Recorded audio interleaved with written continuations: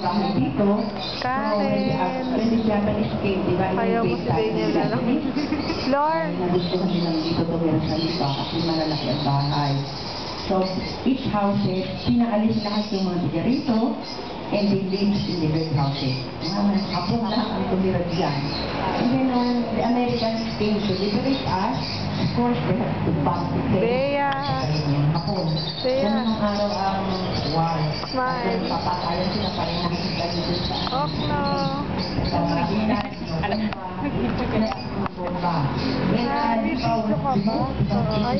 During that time. Ay, Paul! Uy. Uy. Aldrin.